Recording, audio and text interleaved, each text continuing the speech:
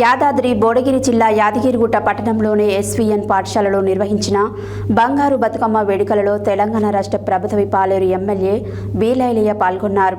ఈ సందర్భంగా బీలైలయ్య నివాసంలో సాంప్రదాయంగా బొట్టు పెట్టి ఘనంగా వేడుకలకు స్వాగతం పలికారు.